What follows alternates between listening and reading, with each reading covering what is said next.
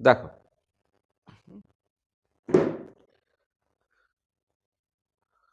দেখতে পাচ্ছ তো? হ্যাঁ স্যার। আচ্ছা, আচ্ছা আমরা আগের দিন যেটা আলোচনা করেছিলাম সেটা বেসিক্যালি র্যালিডিজ ভেরিয়েশন প্রিন্সিপলস এবং তার সঙ্গে বেশ কিছু এক্সাম্পলস, মানে কিছু এক্সাম্পল করে দেওয়া হয়েছিল আর কিছু এক্সাম্পলস আমার করতে বলা হয়েছিল। আমি বলেছিলাম যে বইটাকে ফলো করবে। বইয়ে এই এক্সাম্পলস গুলো আমরা ডিটেইল সলিউশনস গুলো একদম স্টেপ বাই স্টেপ, মানে মানে প্রসেসটা পরপর করে বলে দিয়েছি। কিন্তু একদম detailed solution step by step আমরা করে দিইনি। আমরা বলেছি বইয়ে করে দেওয়া আছে, বই থেকে এগুলোকে দেখে নেবে। এগুলো কিন্তু পরীক্ষায় কোয়েশ্চেন আসবে। আর অয়েলার ভেরিয়েশন প্রিন্সিপালটা আমি যদিও আগের লেকচারে, মানে আগের বছর পড়িয়েছিলাম, এবছর পড়াইনি। সেগুলো অয়েলার ভেরিয়েশন প্রিন্সিপাল অ্যাকচুয়ালি পড়ানো হয়নি আরকি। এটা অ্যাকচুয়ালি কোথাও কাজে লাগছে না। এবং মেক্সিমাম বইয়ে অয়েলার ভেরিয়েশন প্রিন্সিপাল ধরেও না। এখানে ব্যাপারটাকে সিম্পল করে দেওয়ার জন্য আমি শুধুমাত্র র্যালিডিজ ভেরিয়েশন প্রিন্সিপালটাকে বলেছিলাম। আচ্ছা, আজকে যেটা আমাদের আলোচনা করতে হবে, যেটা একটা ভীষণ ইম্পোর্টেন্ট একটা টপিক, যেটা হচ্ছে linear variation principal. Linear variation principle থেকে সেকুলার ডিটারমিনেন্টটাকে কনস্ট্রাক্ট করতে হবে এবং ২-১ টা এক্সাম্পলস এবং কতগুলো অ্যাডিশনাল থিওরেমস যেটা আমাদের বলতে হবে। আচ্ছা, এবারে এই যে লিনিয়ার ভেরিয়েশন প্রিন্সিপাল যেটা, সেই লিনিয়ার ভেরিয়েশন প্রিন্সিপালটা তোমার পরে ভীষণ কাজে লাগবে। মানে কোথায়, কোথায় কাজে লাগবে যদি তুমি বলো, সেই হুকেল থিওরি থেকে শুরু করে কোভালেন্ট বন্ডিং থেকে শুরু করে অনেক জায়গাতেই কিন্তু লিনিয়ার ভেরিয়েশন প্রিন্সিপাল বা সেকুলার ডিটারমিনেন্ট সেটা কিন্তু জাস্ট ডিরেক্টলি লাগে। তখন কোভালেন্ট বন্ডিং তুমি করো H2 প্লাস বা হাইড্রোজেন মলিকিউল, এদের জন্য তুমি দেখবে সেখানেও তোমার সেকুলার ডিটারমিনেন্ট তোমার লাগছে। হুকেল থিওরি যদি তুমি করো, তো সেখানেও তোমার সেকুলার ডিটারমিনেন্ট লাগছে। এবার এই লিনিয়ার ভেরিয়েশন প্রিন্সিপালটা একটু ভালো করে করার দরকার আছে। কারণ ওইখান থেকে আমরা এরপরে যখন তোমার হুকেল থিওরি করব বা কোভালেন্ট বন্ডিং করব, সেটা আমাদের কাজে লাগবে। সেজন্য এখানে একটু এটা বলে নেওয়ার দরকার আছে। আচ্ছা, তাহলে এই লিনিয়ার ভেরিয়েশন প্রিন্সিপাল এ যাওয়ার আগে একটা জিনিস খেয়াল করো, যে আগের দিনে আমরা অ্যা অ্যা যখন ওই ভেরিয়েশন প্রিন্সিপাল এর ইউজ গুলো, র্যালির ভেরিয়েশন প্রিন্সিপালটা সেটাকে এপ্লাই করেছিলাম বিভিন্ন সিস্টেমের ক্ষেত্রে। তাহলে পার্টিকুলার বক্স রিলেটেড যে ধরনের সিস্টেমগুলো নিয়ে আমরা আলোচনা করেছিলাম, পার্টিকুলার বক্সের ক্ষেত্রে আগের দিন একটা ট্রায়াল ফাংশন চুজ করেছিলাম। সাই এক্স টা হচ্ছে x into L minus x, মানে গ্রাউন্ড স্টেটের জন্য ট্রায়াল ফাংশনটা হচ্ছে x into L minus X. তার মতো করে ভেরিয়েশন ইন্টিগ্রালটা আমি ক্যালকুলেট করেছিলাম। ইসাই equal to Sai H Sai by সাই সাই এইটা। এবং দেখেছিলাম এই যে ভেরিয়েশন আর ইন্টিগ্রাল বা এনার্জি ফাংশনাল যেটাকে বলে, সেটা কিন্তু কোনো প্যারামিটারের উপর ডিপেন্ড করেনি। তারা প্যারামিটারের উপর ডিপেন্ড না করার জন্যে এই এনার্জি এক্সপ্রেশন, এনার্জিটা যেটা বেরিয়েছিল সেটাতেই তোমাকে স্যাটিসফাইড থাকতে হয়েছিল। এবং তুমি দেখেছিলে সেই এনার্জিটা greater equal to the exact ground state energy, অর্থাৎ লিনিয়ার অর্থাৎ র্যালির ভেরিয়েশন প্রিন্সিপালটা অ্যাপ্লিকেবল হচ্ছে। আচ্ছা, তারপরেই একটা এবং ওখানে একটা 1.3% এর মতো একটা এরর ছিল। আচ্ছা, তার যে পরের প্রবলেমটাকে করেছিলাম আগের দিন একটু খেয়াল করো, লিনিয়ার সিম্পল হারমোনিক অসিলেটর। তার জন্য একটা ট্রায়াল ফাংশন চুজ করেছিলাম। সাই এক্স হচ্ছে n e to the power minus lambda x square এইটা। এইটা কিন্তু একটা প্যারামিটার ল্যাম্বডার উপরে ডিপেন্ড করছে। তাহলে আমি যখন এই পার্টিকুলার ক্ষেত্রে ট্রায়াল ফাংশনটাকে চুজ করছি, এখানে কোনো প্যারামিটার নাই। এলটা তো বক্স লেংথ রিপ্রেজেন্ট করছে আর এক্সটা হচ্ছে ভেরিয়েবল, কোনো প্যারামিটার নেই। আর হোয়ারএজ লিনিয়ার সিম্পল হারমোনিক অসিলেটরের জন্য আমি যখন ওয়েভ ফাংশন ট্রায়াল ফাংশনটাকে চুজ করছি, দেখছি সেটা একটা প্যারামিটার ল্যাম্বডার উপরে ডিপেন্ড করছে। আমি ল্যাম্বডাটা কেন ইন্ট্রোডিউস করেছিলাম বলেছিলাম যে ওটা e to the power minus x স্কয়ারের মতো, কিন্তু এক্স এর তো একটা ডাইমেনশন আছে বা ইউনিট আছে। যে এক্সপোনেনশিয়াল কোয়ান্টিটি হচ্ছে ইউনিটলেস। সেটাকে করার জন্য এখানে একটা ল্যাম্বডা ইনকর্পোরেট করে দেওয়া হয়েছিল। তাই n e to the power minus lambda x square. ঠিক আছে? আচ্ছা, এবারে এই যে এনার্জি ফাংশনাল বা ভেরিয়েশনাল ইন্টিগ্রাল যেটা, সেটা সাই এইচ সাই বাই সাই সাই দেখেছিলে যে এইটা ল্যাম্বডার উপর অ্যাকচুয়ালি ডিপেন্ড করছে। মানে এনার্জি ফাংশনাল বা ভেরিয়েশনাল ইন্টিগ্রালটা সেটা কিন্তু ল্যাম্বডার উপরে ডিপেন্ড করছে। আচ্ছা, এবারে এই যে ল্যাম্বডার উপরে ডিপেন্ড করছে, এটা খুব ইম্পোর্টেন্ট। এটা ভীষণ মানে ইউজফুল। কিভাবে ইউজফুল? দেখো, যদি এনার্জি ফাংশনালটা ল্যাম্বডার উপর ডিপেন্ড করে, এখানে ল্যাম্বডার ডাইমেনশনটা কেমন হবে? সেটা 1/x² এর ডাইমেনশন হবে।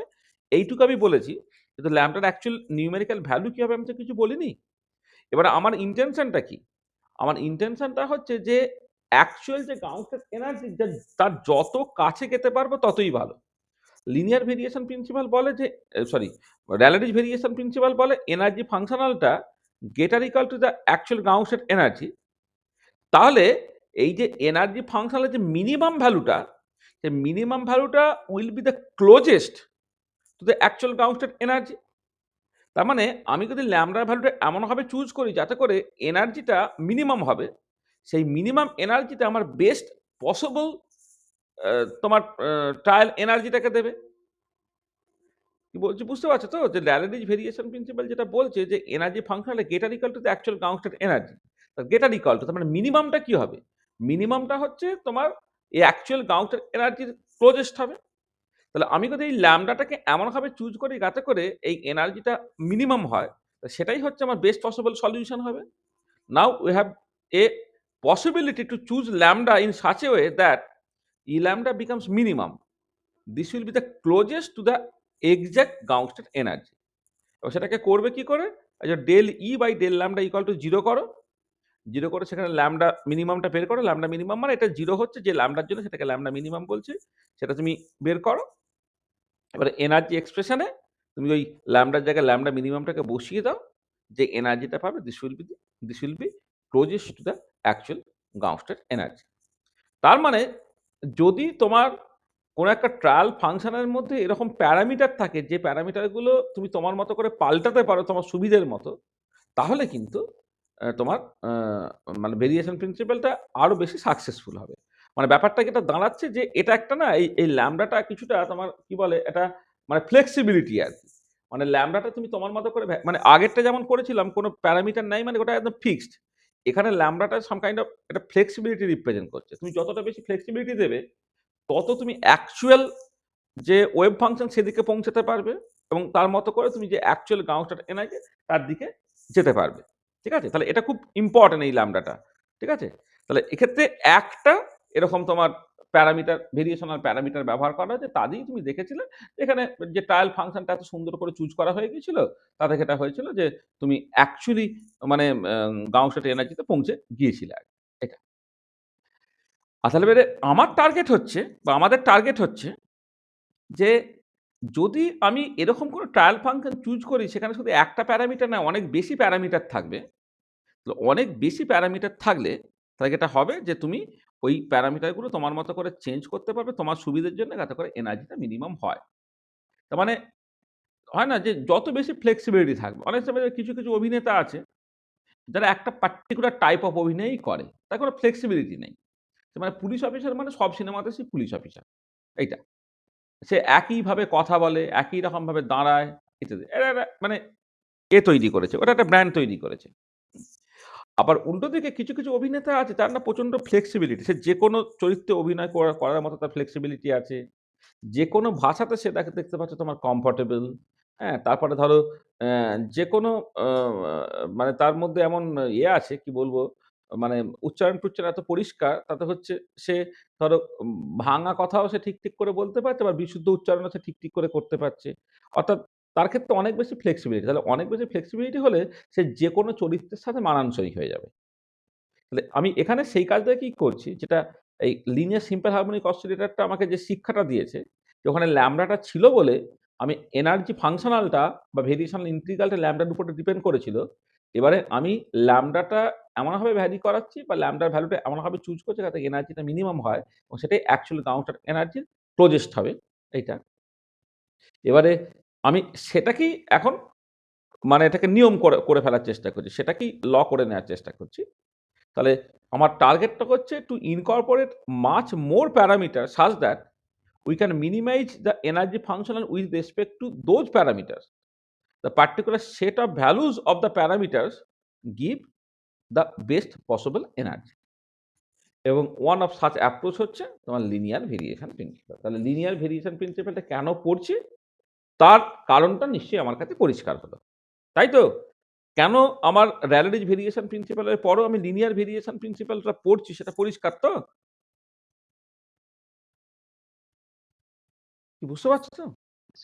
আচ্ছা। চলো তাহলে লিনিয়ার ভেরিয়েশন প্রিন্সিপাল অ্যাকচুয়ালি কি করা হয় দেখো। যে তুমি ট্রায়াল ফাংশনটাকে চুজ করে এইরকম ভাবে summation over i equal to 1 to n ci phi i। ঠিক আছে? মানে এটা তুমি ব্র্যাকেট নোটেশনে লিখলে এইরকম ভাবে লিখবে ket psi equal to summation over ci ket phi। সেটা ইম্পোর্টেন্ট নয়। যেটা হচ্ছে তুমি এইরকম ভাবে তুমি লিখলে আচ্ছা, এটাকে এক্সপান্ড করে লিখলে কেমন করে দাঁড়াবে? C1 phi 1 + C2 phi 2 + dot, dot, dot plus Cn phi n ইত্যাদি। তাহলে এই যে ওয়েভ ফাংশনে এই যে কোফিসিয়েন্ট গুলো C1, C2 dot, dot, dot, dot Cn এরা হচ্ছে সেই তোমার মানে প্যারামিটারস আরকি। যখন এনার্জি ফাংশনালটা তুমি ক্যালকুলেট করবে, ইসাই হচ্ছে সাই এইচ সাই বাই সাই সাই। এইটা হচ্ছে এই যে করেসপন্ডিং কোফিসিয়েন্ট গুলো C1, C2, C3, C4, Cn এদের উপরে ডিপেন্ড করবে। তার মানে এই যে লিনিয়ার সিম্পল হারমোনিক অসিলেটর করার সময় ল্যামডা যে রোলটা প্লে করছে, এক্ষেত্রে তোমার এই কম্বাইনিং কোফিসিয়েন্ট গুলো কিন্তু সেই রোলটাকে প্লে করে ফেলছে। ঠিক আছে? তাহলে যেটা যে এই এনার্জি ফাংশনালটা সে বেসিক্যালি তোমার দেখবে এই C1, C2 dot, dot, dot করে Cn তার উপরে ডিপেন্ড করবে। আচ্ছা। আচ্ছা, এবারে আমি যদি আ এই এই এনার্জিটা যেটা C1, C2 করে Cn তাদের ফাংশন, এবারে আমি এই এনার্জিটাকে মিনিমাইজ করব with respect to the coefficient C1, C2 dot, dot, dot, dot করে Cn পর্যন্ত। The particular set of values of the coefficient এই যে C1, C2, C3 dot, dot, dot particular set will give the minimum possible energy which will be closest to the exact constant energy. তো আমি যে মূল ফিলোজফিটা বলেছিলাম সেই ফিলোজফিটা এখানে implement করার চেষ্টা করছি। যে আমরা ট্রায়াল ফাংশনটাকে যেটা করছি যে ওই যেটা হয় না যে eigen functions of a Hermitian operator forms a complete set. তাহলে যে প্রবলেমটাকে আমি কনসিডার করছি সেই স্পেসে একটা Hermitian operator let's say Hamiltonian অপারেটরের কতগুলো আইগেন ফাংশনের আমি লিনিয়ার কম্বিনেশন নিয়ে নিচ্ছি। হ্যাঁ? এবারে এই যে কম্বাইনিং কোএফিসিয়েন্ট গুলো C1, C2 dot, dot, dot, dot Cn এরা আরবিট্রারি কোএফিসিয়েন্ট। আরবিট্রারি মানে তাদের ভ্যালুটা তুমি তোমার মতো করে পাল্টাতে পারো। তোমার মতো করে পাল্টাতে পারো মানে ওটা অ্যাকচুয়ালি একটা প্যারামিটার ওইগুলো একটা প্যারামিটারের রোল প্লে করবে। এনার্জি ফাংশনালটা সেই প্যারামিটারস গুলো বা কম্বাইনিং কোএফিসিয়েন্ট গুলোর উপর নির্ভর করছে। এবার সেই এনার্জিটাকে আমি কি করব মিনিমাইজ করব ওই C1, C2, C3 এদের রেসপেক্টে ডেরিভেটিভ করে 0 করা আরকি। 0 করে এটাকে আমি মিনিমাইজ করব। মিনিমাইজ করলে C1, C2, C3 এদের একটা সেট অফ ভ্যালুস তুমি পেয়ে যাবে। ওই সেট অফ ভ্যালুস এর জন্যই হচ্ছে এনার্জিটা মিনিমাম এবং সেটাই তোমার বেস্ট পসিবল এনার্জিটা দেবে। আচ্ছা, এবারে এই যে পুরো কাজটা, এই পুরো কাজটাকে আমাকে স্টেপ বাই স্টেপ জাস্ট করতে হবে।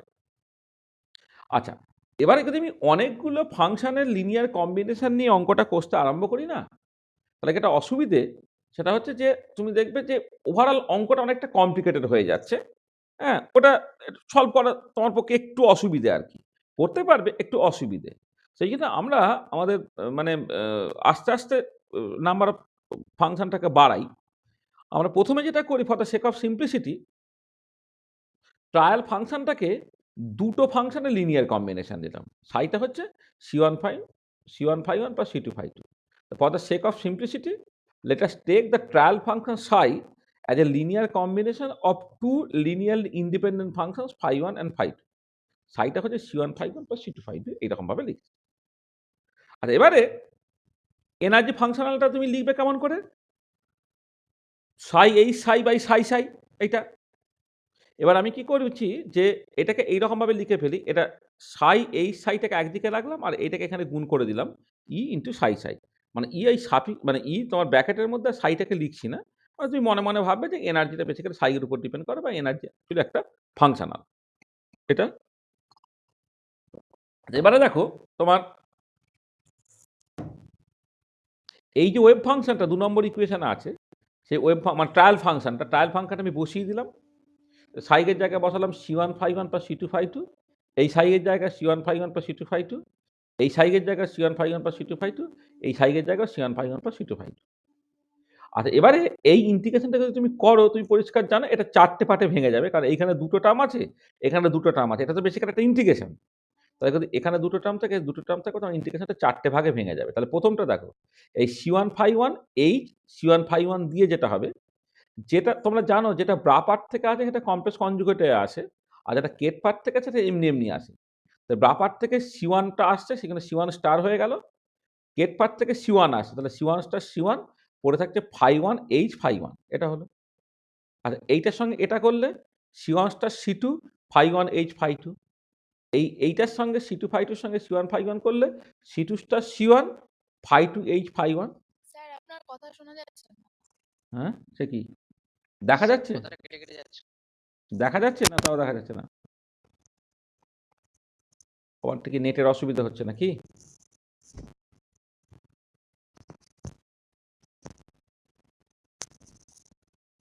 হ্যাঁ, এখন শোনা যাচ্ছে? হ্যালো, হ্যালো, এই হচ্ছে সমস্যা। নেটে নিশ্চয়ই গন্ডগোল হয়েছে। হ্যাঁ, একদম। স্ক্রিন দেখা যাচ্ছে? হ্যাঁ স্যার। আচ্ছা, হ্যাঁ। দেখো মানে শেষ কতখানি শুনেছো? দেখো আমি যেটা বললাম যে আমি for the sake of simplicity trial ফাংশনটাকে চুজ করছি সাইটা হচ্ছে দুটো ফাংশনের লিনিয়ার কম্বিনেশন করে। সাইটা হচ্ছে C1 φ1 প্লাস C2 φ2। তাহলে এনার্জি ফাংশনালটা কি হবে? সাই এইচ সাই বাই সাই সাই। এবার তুমি এটাকে এইভাবে লেখো সাই H Sai equal to E into সাই সাই। এটা লিখলাম কারণ এইখানে সাই সাইটা এখানে জাস্ট গুণ করে দিয়েছি। আর ই এই যে তোমার ব্র্যাকেটে যে সাইটা জাস্ট ওটা কার ফাংশনাল সেটা বোঝানোর জন্য আর কি। সেটা আর এখানে লিখছি না, কিন্তু তুমি মনে মনে জানবে যে ইটা সার্টেনলি সাই এর উপর ডিপেন্ড করে। আজ এবারে সাইটাকে একটা C1 φ1 প্লাস C2 φ2 আমি এই ইকুয়েশনে বসিয়ে দিলাম।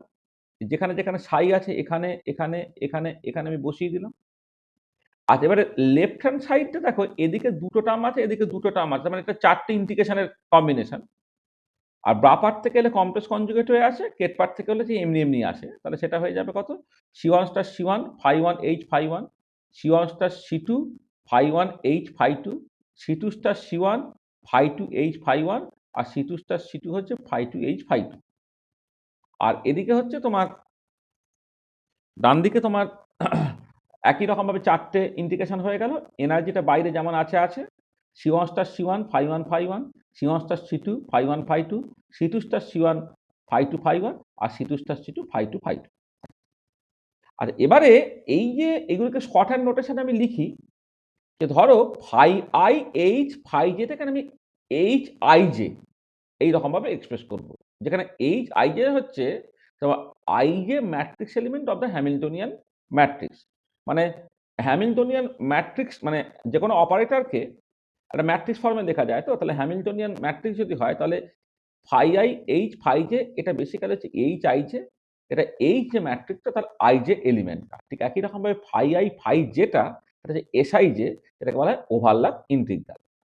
তাহলে ফাই1 এইচ ফাই1 কে H11 নামে ডাকো, ফাই2 এইচ ফাই1 কে H21 নামে ডাকো, ফাই1 এইচ ফাই2 টাকে H12 নামে ডাকো আর ফাই2 এইচ ফাই2 কে H22 এই নামে ডাকো।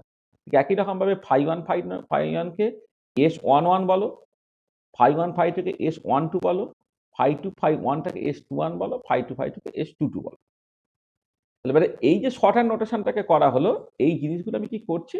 না এই যে সকাল ৩ নম্বর ইকুয়েশন আমি জাস্ট বসিয়ে দিলাম।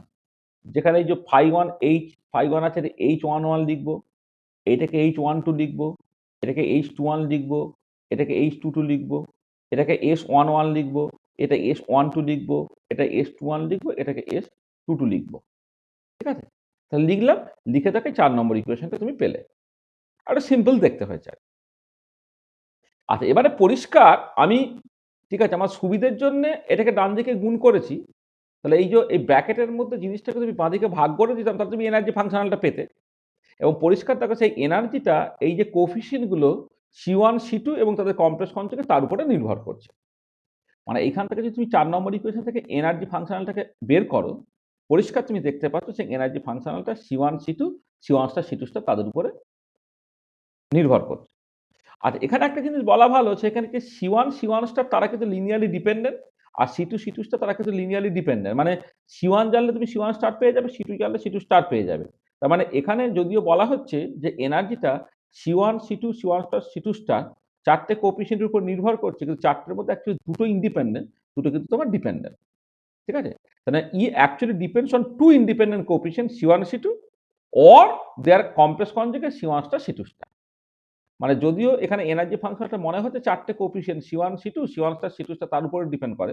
কিন্তু C1 C2 জানলেই তুমি C1 স্টার C2 স্টার পেয়ে যাবে। সেইখানে এনার্জি ফাংশনালটা তুমি বলতে পারো এটা আইদার তোমার C1 C2 এর ফাংশন অথবা C1 স্টার C2 স্টারের ফাংশন।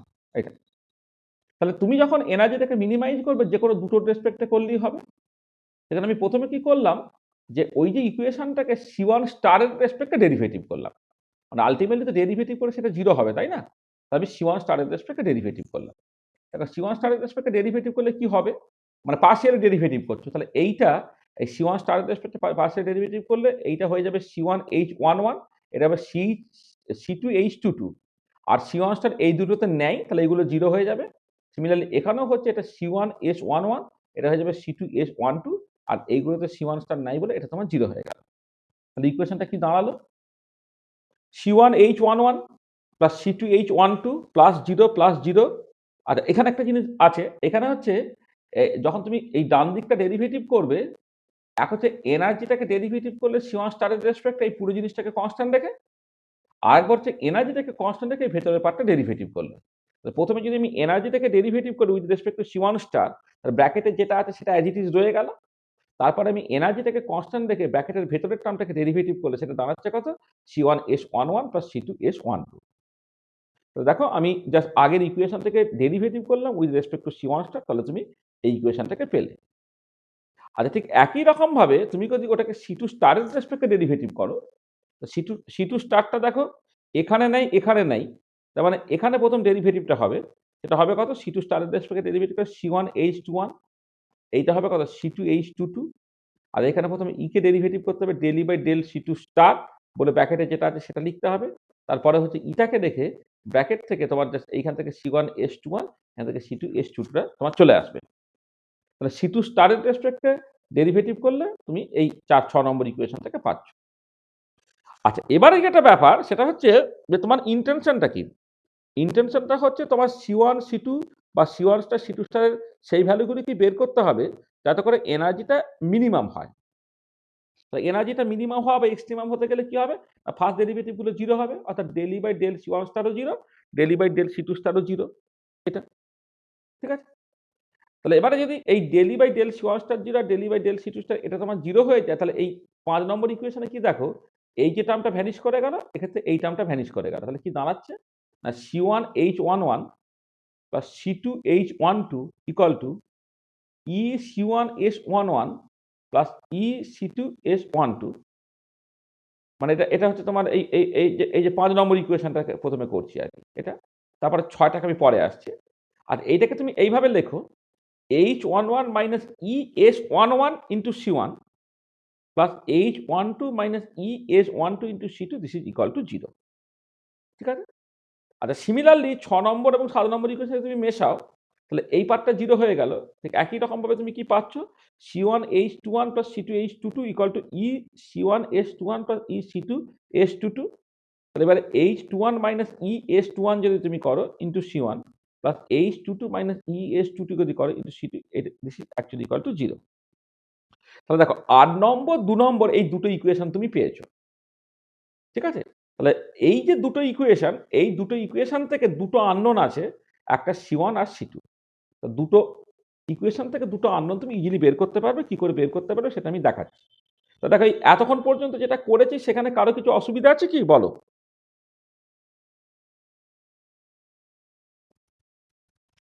কোনো অসুবিধা আছে অঙ্কটা করতে? না স্যার। মানে এখান থেকে স্টার্ট করে এই যে না তোমার স্যার, ধরো ঠিক আছে। এই যে সাইটে যখন C151 বা C252 করছো, এখান থেকে ধরে নিয়ে আপ টু তোমার এই 8 নম্বর 9 নম্বর ইকুয়েশন পর্যন্ত আসা তোমার কাছে পরিষ্কার, তাই তো? তাহলে এবার দেখো এই 8 নম্বর 9 নম্বর ইকুয়েশনগুলোকে বলে সাইমালটেনিয়াস ইকুয়েশন। মানে এখানে C1 C2 আননোন, এখানে তোমার C1 C2 আননোন। এই দুটো ইকুয়েশন থেকে তোমাকে C1 C2 ভ্যালুটাকে বের করতে হবে। আর এবারে এই এই যদি সাইমালটেনিয়াস ইকুয়েশনস থাকে, তার নন ট্রিভিয়াল সলিউশন পেতে গেলে কি করতে হয়? আর নন ট্রিভিয়াল সলিউশন পেতে গেলে ওই কোফিশিয়েন্ট দিয়ে তৈরি যে ডিটারমিনেন্টটা সেটা অ্যাকচুয়ালি 0 হতে হয়। এটা তোমরা জানো যে দুটো সাইমালটেনিয়াস ইকুয়েশনস আছে, মানে ইকুয়েশন 8 and 9 আর two simultaneous equations of C1 and C2 for non trivial solutions that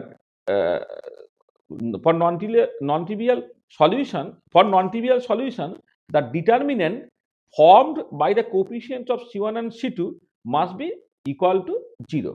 তা C1 এর কোএফিসিয়েন্ট এবং C2 কোএফিসিয়েন্টের যে ডিটারমিনেন্টটা পেলে সেটা তোমার 0 হতে হয়।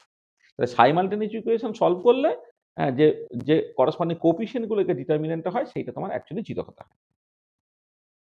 ঠিক আছে? এইটা। তাহলে দেখো তুমি এরকম একটা ইকুয়েশন নিয়ে চলে এলে, তাহলে এই যে ইকুয়েশনটা পেলে this is the secular determinant. তাহলে যদি তোমার সাইটা C151 বা C252 হয়, তাহলে তোমার লিনিয়ার ভেরিয়েশন প্রিন্সিপালটাকে কাজে লাগিয়ে তুমি যখন এনার্জিটা মিনিমাইজ করছো করে তুমি যদি কোপিশিয়েন্টগুলোর যদি তুমি নন ট্রিভিয়াল সলিউশন পেতে চাও তাহলে এই করসপন্ডিং ডিটারমিনেন্টটা 0 হবে। This is the secular determinant. আর এবারে দেখো, যদি আমি দুটো ফাংশন নিয়েছিলাম, দুটো ফাংশনের বদলে তুমি এনটা ফাংশন নিলাম, তো স্ট্রাকচারটা দেখো h11 minus es11, h12 minus es12, h22 minus es21, h22 minus es22 এরকম ভাবে যাচ্ছে তো। তাহলে এবারে যদি আমি দুটো ফাংশন না নিয়ে যদি আমি এনটা ফাংশন নিলাম, তাহলে এটা যেমন ডিটারমিনেন্ট 2 ক্রস 2 ডিটারমিনেন্ট, তাহলে একটা n ক্রস n ডিটারমিনেন্ট হতো। সেখানে টার্মগুলো কেমন হতো, h11 minus es11, h12 minus es12 dot dot dot করে h1n minus es1n, or h21 minus es21, h22 minus es22, h2n minus es2n dot dot dot dot করে একটা n cos n determinant হতো। This should be equal to 0। তাহলে general সিচুয়েশনে this is the secular determinant. এই যে ভেতরের পার্টটা, this is the secular, মানে ইকুয়েশনটাকে তুমি বলে সেকুলার ইকুয়েশন, আর ডিটারমিনেন্টটাকে বলা হবে তোমার সেকুলার ডিটারমিনেন্ট। তাহলে কেমন করে এই লিনিয়ার ভেরিয়েশন প্রিন্সিপাল করে সেকুলার ডিটারমিনেন্টটা কনস্ট্রাক্ট করলে বুঝতে পারা গেল? হ্যাঁ তাহলে আমি দুটোর জন্য এক্সপ্রেসিভলি করে দেখালাম। যদি এনটা হতো তাহলে এইখান থেকে জাস্ট বাই ইনটিউশন তুমি এই এনটা যদি ওয়েভ ফাংশনের লিনিয়ার কম্বিনেশন হয় তাহলে কেমন দেখতে হবে তুমি জাস্ট এখান থেকে করে ফেলতে পারছো। আচ্ছা, এবারে কোএফিশিয়েন্ট ডিটারমাইনিং যে ইকুয়েশনগুলো, মানে যদি এখানে দেখো, এখানে কি হচ্ছে, এই যে 8 নম্বর 2 নম্বর, 8 নম্বর আর 9 নম্বর, সরি 8 নম্বর এবং 9 নম্বর দুটো ইকুয়েশন ছিল, সেইটাকে তুমি ডিটারমিনেন্ট ফর্মে লিখলে এটা হচ্ছে। আর এবারে যদি তুমি এই ডিটারমিনেন্টটা আগে লিখে ফেলো, তাহলে সেখান থেকে কোএফিশিয়েন্ট ডিটারমাইনিং ইকুয়েশনগুলো কি হবে, এরকম h11 minus es11 c1 plus h12 minus es12 c2 plus dot dot dot plus h1n minus es1n cn equal to 0। Similarly বাকি রোগুলো হচ্ছে, দেখো এরকম ইকুয়েশন যদি থাকে তবেই তো ডিটারমিনেন্ট ফর্মে লিখলে, মানে for non trivial solutions of c1 c2 dot dot dot cn, তবে তুমি তো এই ইকুয়েশনটা পাবে, তাই না? তার মানে এইটা হচ্ছে তোমার সেকুলার ডিটারমিনেন্টটা, আর এইটা হচ্ছে তোমার কোএফিশিয়েন্ট ডিটারমাইনিং ইকুয়েশনস গুলো। এটা আর এবারে তুমি যদি এই ইকুয়েশন থেকে এক্সপান্ড করো, ধরো তুমি যদি এই ইকুয়েশন থেকে এক্সপান্ড করো, এটা তো পরিষ্কার এনার্জি একটা কোয়াড্রেটিক ইকুয়েশন দেবে। এনার্জি কোয়াড্রেটিক ইকুয়েশন, তুমি এনার্জির দুটো ভ্যালু পাবে E1 আর E2। আর ঠিক একই রকম ভাবে যদি 11 নম্বর ইকুয়েশনকে তুমি এক্সপান্ড করো, এটা কিন্তু n cos n ডিটারমিনেন্ট, সেখানে এনার্জির যে পাওয়ার হবে ম্যাক্সিমাম সেটা হচ্ছে n। সেটাকে যদি সলভ করো তাহলে বেসিক্যালি তোমার এনটা ওরকম এনার্জি আইগেন ভ্যালুস পাবে, সেটা হচ্ছে E1 E2 dot dot dot dot En, ঠিক আছে? এবং সেই এনার্জিগুলোকে তুমি ধরো ইনক্রিজিং অর্ডারে সাজালে, যে লোয়েস্ট এনার্জিটাকে E1 বললে, তারপর একটা লেস ইকুয়াল টু E2, তারপরে less equal to E3 dot dot করে লেস ইকুয়াল টু En। এবার র্যালের ভেরিয়েশন প্রিন্সিপাল বলবে যে এই এনার্জিগুলোর মধ্যে যেটা মিনিমামটা ইভেন, সেটাও even greater equal to the actual ground state energy হবে, ঠিক আছে? তাহলে যেটা হচ্ছে যে আমার যদি এনার্জিটাকে বের করতে হয়, যেটা করতে হবে এই ডিটারমিনেন্টটা আমার এক্সপান্ড করতে হবে। এটিকে আমার 2 ক্রস 2 ডিটারমিনেন্ট বলে তুমি এনার্জি স্কোয়ার পাবে, এনার্জি কোয়াড্রেটিক টার্ম পাবে, সেখানে এনার্জি দুটো ভ্যালু পাবে E1 আর E2। আর যদি n cos n ডিটারমিনেন্ট হয়, এনার্জির nটা ভ্যালু পাবে, সেই এনার্জিগুলোকে তুমি ইনক্রিজিং অর্ডারে সাজিয়ে ফেললে। তো ইনক্রিজিং অর্ডারে সাজিয়ে ফেলার পরে হচ্ছে কি হচ্ছে না, তুমি জাস্ট যেটা লোয়েস্ট এনার্জি হলো সেই লোয়েস্ট এনার্জিটা, সেটা হচ্ছে বেস্ট পসিবল সলিউশন হবে, এবং সেটাও দেখবে র্যালের ভেরিয়েশন প্রিন্সিপালটা ওবে করছে, অর্থাৎ এটা equal to the actual constant energy হচ্ছে। ঠিক আছে, বোঝা গেল? লিনিয়ার ভেরিয়েশন প্রিন্সিপালের মূল ফিলোসফিটা পরিষ্কার তো? বুঝে? হ্যাঁ হ্যাঁ স্যার। এবারে এটা দেখানো যায় যে যদি অ্যাকচুয়াল সিস্টেমের গ্রাউন্ড স্টেট ছাড়া অন্যান্য যে স্টেটের এনার্জিগুলোর কথা আমি E2 E3 ডট ডট করে En হয়, তাহলে তুমি দেখবে এই ভেরিয়েশন প্রিন্সিপাল থেকে যে E2টা পাওয়া গেল লিনিয়ার ভেরিয়েশন প্রিন্সিপাল থেকে, তো E2টা গ্রেটার ইকুয়াল টু অ্যাকচুয়াল মানে এক্সাক্ট E2, E3টা greater equal to exact E3, বা Enটা greater equal to exact En and so on. আচ্ছা, এবারে ধরো তুমি যদি ওয়ান্স এনার্জিগুলো পেয়ে গেলে, এবার এই যে কোএফিশিয়েন্ট ডিটারমাইনিং ইকুয়েশনগুলো আছে না, ইকুয়েশন 12, সেখানে তুমি ধরো প্রথমে এনার্জির ভ্যালু E1 বসাও। E1 বসিয়ে একটা set of values of the coefficient পেয়ে গেলে, তাহলে তাদের নাম দিচ্ছি C11 C12 C1 করে C1n পর্যন্ত। তার করসপন্ডিং তাহলে ওয়েভ ফাংশনটা হবে কত, এই যে C11 phi1 plus C12 phi2 বা dot dot dot C1n phi n।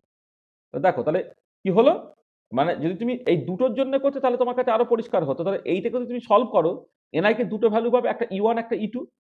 এবারে 8 নম্বর 9 নম্বর ইকুয়েশন একবার E1 বসাও, বসিয়ে দুটো সেট অফ কোএফিসিয়েন্ট পেয়ে যাও। একবার E2 বসাও, দুটো সেট অফ কোএফিসিয়েন্ট পেয়ে যাও। যখন এনার্জি ইকুয়াল টু E1 তখন যে সেট অফ কোএফিসিয়েন্ট গুলো পেলে সেইগুলো দিয়ে যদি তুমি লিনিয়ার কম্বিনেশনে তুমি গাউস সেটটাকে পাবে। মানে মানে বেসিক্যালি ওই এখানে এখানে যে এই যে ওয়েভ ফাংশনটাকে লিখেছে না, দুটো দুটো কোএফিসিয়েন্টের লিনিয়ার মানে দুটো ফাংশনের লিনিয়ার কম্বিনেশন হিসেবে কোএফিসিয়েন্ট গুলো একটা যখন এনার্জিটা ইকুয়াল টু E1 তখন কোএফিসিয়েন্টের স্পেসিফিক ভ্যালু পেলে কত C11 C12 ধরো, সেখান থেকে একটা ওয়েভ ফাংশন পাবে। আর যখন এনার্জিটা E2 তখন যে কোএফিসিয়েন্টের ভ্যালুগুলো ধরে নাও C21 C22, সেখান থেকে তুমি আরো একটা ওয়েভ ফাংশন পাবে। আর এখানে যদি তোমার এনটা ফাংশন থাকে সেটা আমি বলছি যে ধরো এনার্জি যখন E1 তখন এই যে কোএফিসিয়েন্ট ডিটারমাইনিং যে ইকুয়েশনগুলো ইকুয়েশন 12 সেখানে যেখানে যেখানে আছে এর জায়গায় E1 বসিয়ে দাও, বসিয়ে দিয়ে তুমি সেখান থেকে কোএফিসিয়েন্টগুলো একটা পার্টিকুলার সেট অফ ভ্যালুস পেলে C11 C12 C13 dot dot করে C1n পর্যন্ত। ট্রায়াল ফাংশনটা তখন হয়ে যাবে psi1 সেটা C11 phi1 বা C12 phi2 বা dot dot dot C1n phi n। ঠিক একই রকম ভাবে এর জায়গায় E2 বসাও, তুমি আরেকটা সেট অফ কোএফিসিয়েন্ট পাবে C21 C22 C23 করে C2n পর্যন্ত। সেইখান থেকে তুমি জাস্ট এক্সাইটেড মানে ফার্স্ট এক্সাইটেড ট্রায়াল ওয়েভ ফাংশনটাকে পাবে, সেটা psi2 সেটা হচ্ছে C21 phi1 বা C22 phi2 বা C2 এর phi n and so on. এইরকম করে যে এনার্জির যে এনটা ভ্যালু রুট পেলে সেই বিভিন্ন এনার্জির ভ্যালুর জন্য তুমি ওই কোএফিসিয়েন্ট ডিটারমাইনিং ইকুয়েশনে সেই এনার্জিগুলোকে বসাবে, করে সেট অফ কোএফিসিয়েন্ট বের করবে। সেই সেট অফ কোএফিসিয়েন্টের লিনিয়ার মানে সেট অফ কোএফিসিয়েন্ট দিয়ে যদি লিনিয়ার কম্বিনেশন নিয়ে তুমি অ্যাকচুয়াল ট্রায়াল ফাংশনটাকে চুজ করো, করসপন্ডিং ট্রায়াল ফাংশনটা তুমি পেয়ে যাবে আর কি। এর জায়গায় E1 বসিয়ে তুমি psi1 পাবে, এর জায়গায় E2 বসিয়ে psi2 পাবে অ্যান্ড সো অন।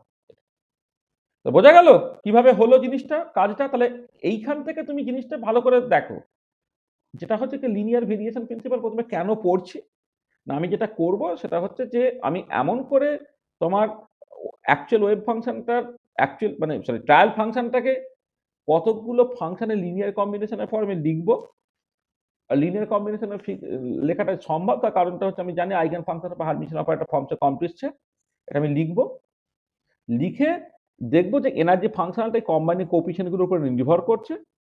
তারপরে আমি এক্সট্রিমাইজেশন প্রিন্সিপালটাকে কাজে লাগালাম, কাজে লাগিয়ে তোমার একটা ওরকম সেকুলার ডিটারমিনেন্ট চলে এলো। সেকুলার ডিটারমিনেন্টকে সলভ করলে তুমি এনার্জিগুলোকে পেয়ে যাচ্ছে। আর এনার্জিগুলো এই কোএফিসিয়েন্ট ডিটারমাইনিং ইকুয়েশনে বসালে তুমি জাস্ট কোএফিসিয়েন্টগুলো পেয়ে যাচ্ছ। আর কোএফিসিয়েন্টগুলো জানলে সেখান থেকে তুমি সকল ট্রায়াল ফাংশনটাকেও পেয়ে যেতে পারছো। তাহলে লিনিয়ার ভেরিয়েশন প্রিন্সিপাল করে কেমন করে তোমার এনার্জি ফাংশনালটাকে মানে এনার্জিগুলোকে পেতে হয় এবং তার মতো করে ওয়েভ ফাংশনগুলোকে পেতে হয় সেটা আমরা দেখে নিলাম। এবং এই যে প্রিন্সিপালটা এই প্রিন্সিপালটাই তোমার কিন্তু হুকেল থিওরি বা কোভালেন্ট বন্ডিং এ কাজে লাগবে। তোমার যখন ধরো হাইড্রোজেন মলিকুলের জন্য যখন তুমি কোভালেন্ট বন্ডিং করছো, যে linear combination of atomic orbitals নিচ্ছ, এই যে linear combination of atomic orbitals, দেখো এইখানে তুমি বেসিক্যালি লিনিয়ার কম্বিনেশনে নিয়েছো। এখানে phi1 phi2 এখানে আরবিট্রারি ফাংশন ছিল। এখন phi1 phi2 যদি অ্যাটমিক অরবিটাল হয়ে যায় তাহলে 2 নম্বর ইকুয়েশনটা কি হয়ে যাবে, linear combination of atomic orbitals হয়ে গেল। তারপরে তুমি এই অঙ্কটাকে কষবে, সেখানে তোমার পেয়ে যাবে কোভালেন্ট বন্ডিং, যেটাকে এলসিও বলে। আমাদের হুকেল থিওরি যখন তুমি করছো সেখানেও ঠিক একই রকম ভাবে তুমি এই কম্বিনেশনটা লিনিয়ার কম্বিনেশনটাকে নিচ্ছ, তখন phi1 phi2টা কি হবে, এটা ধরো কনজুগেটেড হাইড্রোকার্বন।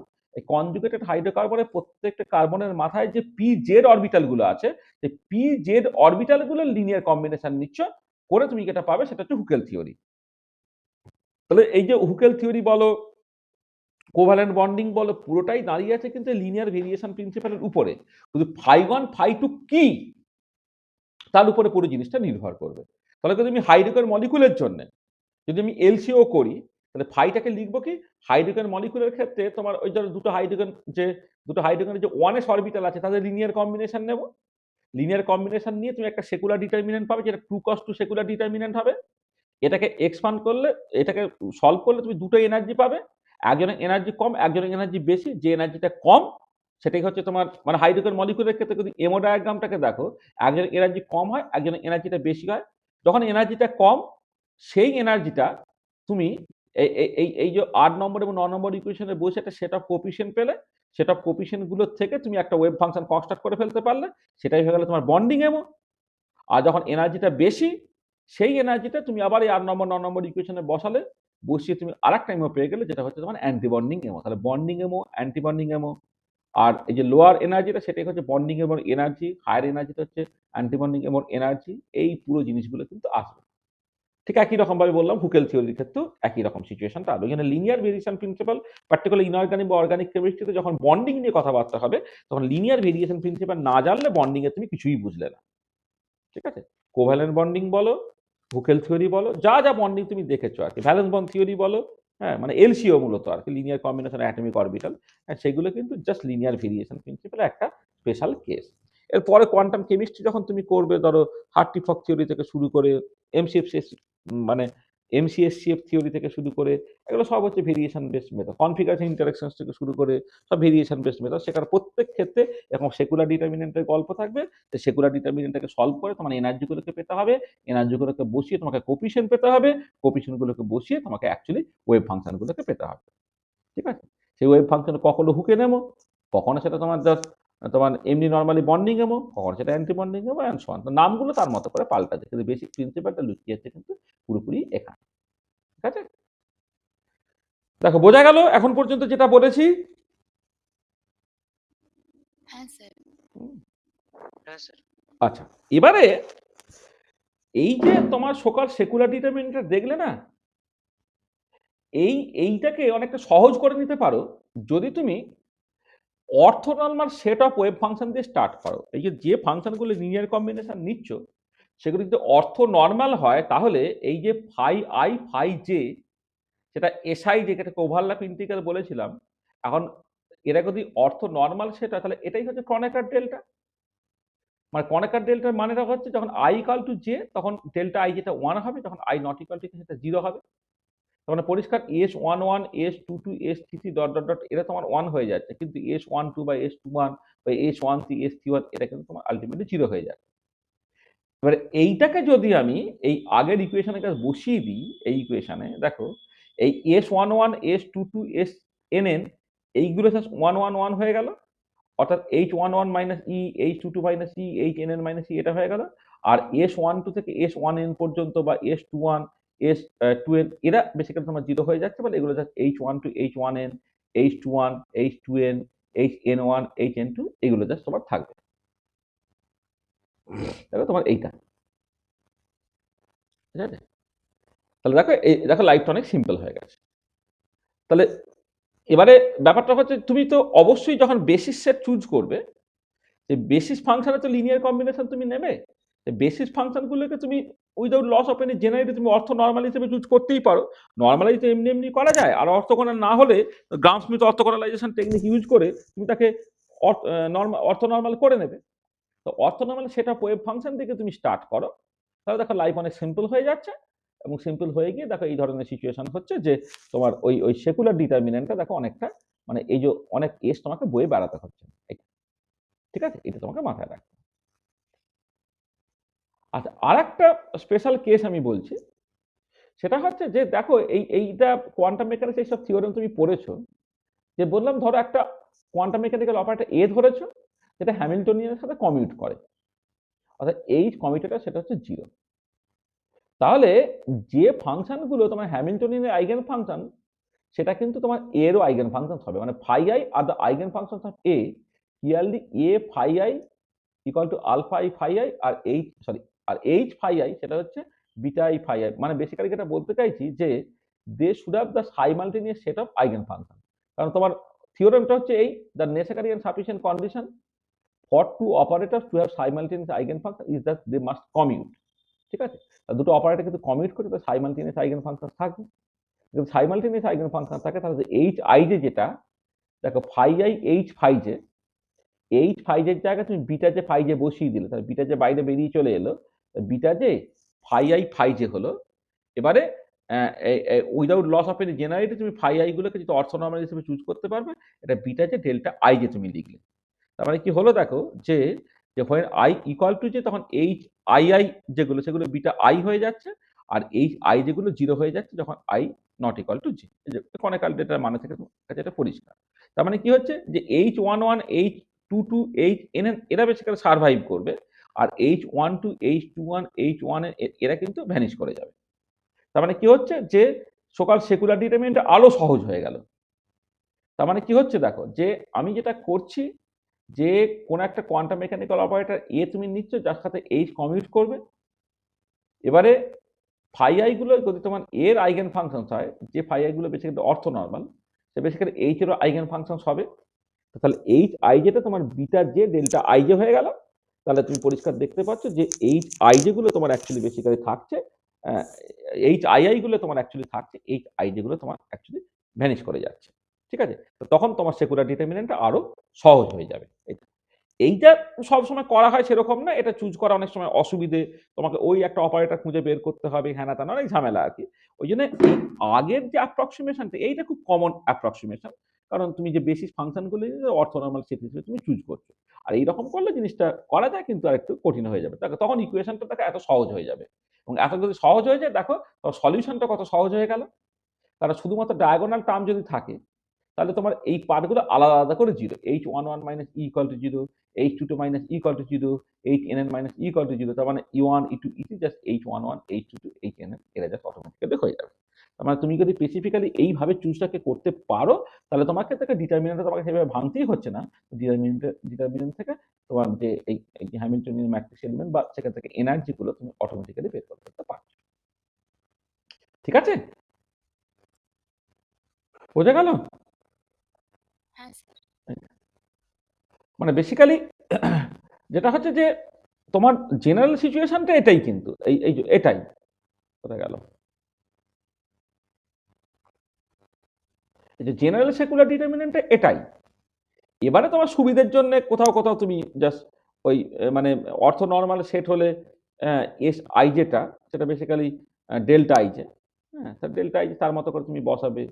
যদি এরকম সিচুয়েশন হয়, আবার ধরো এরকমও তুমি করতে পারো, ধরো লেসে যখন হ্যামিল্টনিয়ান যেটা Hermitian, Hamiltonian Hermitian H1 two H21 একই হবে, H1 তে H31 একই হবে, H1 এর HN1 একই হবে, সেইগুলোকেও তুমি তোমার মতো করে বসাতে পারবে। এগুলো যেহেতু হ্যামিল্টনটা হারমিশন অপারেটর হয়ে গেলে এইচ আই জে আর এইচ জে আই তার বেসিক্যালি কিন্তু সমান। আচ্ছা, এবারে আমি একটা কাজ দিচ্ছি তোমাকে, এইটা মানে এটা এমনি মানে কাজ মানে একটুখানি যারা খুব মানে ইন্টারেস্ট নিয়ে পড়তে চাও তাদের জন্য বলছি, যে দেখো আমি যখন সাইমালটেনিয়াস ইকুয়েশনের সলিউশন করলাম, বললাম না যে কোএফিসিয়েন্টগুলো তৈরি দিয়ে তৈরি যে ডিটারমিনেন্ট সেটা বেসিক্যালি জিরো। তাই এরকম একটা সাইমালটেনিয়াস ইকুয়েশন বলছে a x1 plus b x2 equal to 0 আর c x1 plus d x2 equal to ধরো 0। ঠিক আছে, তাহলে এর যদি তোমার এ পেতে হয়, মানে নন ট্রিভিয়াল সলিউশন পেতে হয়, তাহলে x1 x2 দিয়ে যে তোমার কোএফিসিয়েন্ট গুলো, x1 x2 কোএফিসিয়েন্ট গুলো দিয়ে যে ডিটারমিনেন্টটা তৈরি হচ্ছে a b c d, সেটা তোমার 0 হতে হবে। তাহলে এইটা তুমি প্রুফ করবে, so that for non trivial solution of x1 and x2 এই যে কোএফিসিয়েন্ট গুলো তৈরি ডিটারমিনেন্টটা 0। এটা আমি এখানে ব্যবহার করেছি, এটা জাস্ট একটা ট্রিভিয়াল অঙ্ক আর কি। হ্যাঁ, তুমি ম্যাট্রিক্সে যখন তোমার সাইমালটেনিয়াস ইকুয়েশন সলিউশন ম্যাট্রিক্স মেথডে তোমার করা আছে, সেখানে দেখবে এটা তোমার 0 হতে হবে কেন, সেই লজিকটা বলা আছে, সেটা তুমি একটু দেখে নাও। আচ্ছা, এবারে আমি একটা এক্সাম্পল দেবো, একটাই এক্সাম্পল ঠিক ঠিক করে দেওয়ার চেষ্টা করব। তাহলে দেখো, তাহলে বেসিক প্রিন্সিপালটা পরিষ্কার বোঝা হয়ে গেছে তো। এবার আমরা একটা অ্যাপ্লিকেশন করব। হ্যাঁ, ঠিক আছে।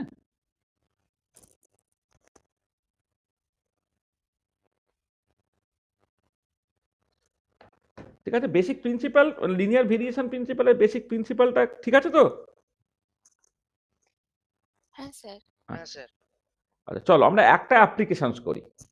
তাহলে পার্টিকুলারলি বক্স প্রবলেমের ক্ষেত্রে আমরা অলরেডি তোমার তোমার র্যালেরিজ ভেরিয়েশন প্রিন্সিপালটাকে কাজে লাগিয়েছিলাম, যেখানে যে ফাংশনটা চুজ করেছে ট্রায়াল ফাংশনটা, সেটা হচ্ছে x into L minus x. এটা x into L minus x, এটা ছিল তোমার বেসিক্যালি ট্রায়াল ফাংশনটা।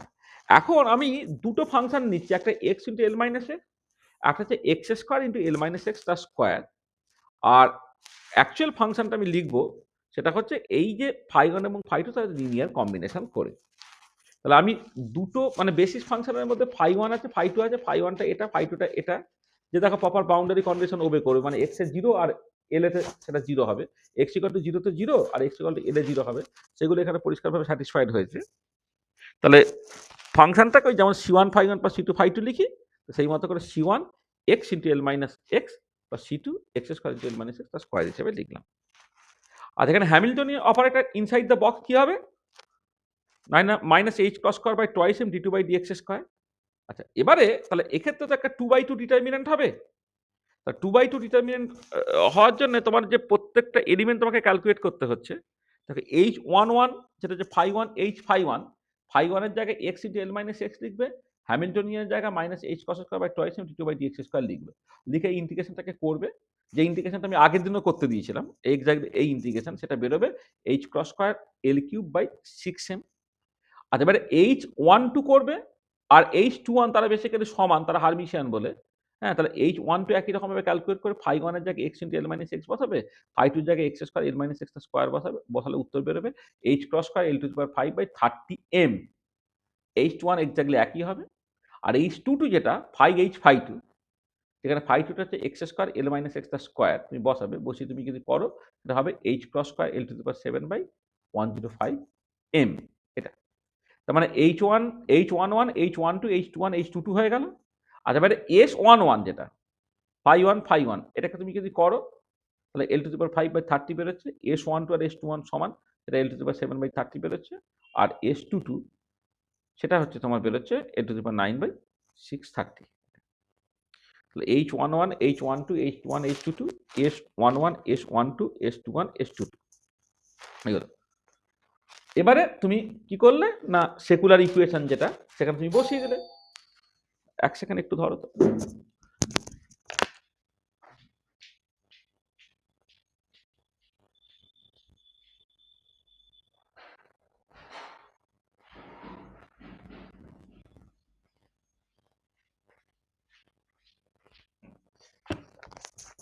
হ্যাঁ, এই যে তোমার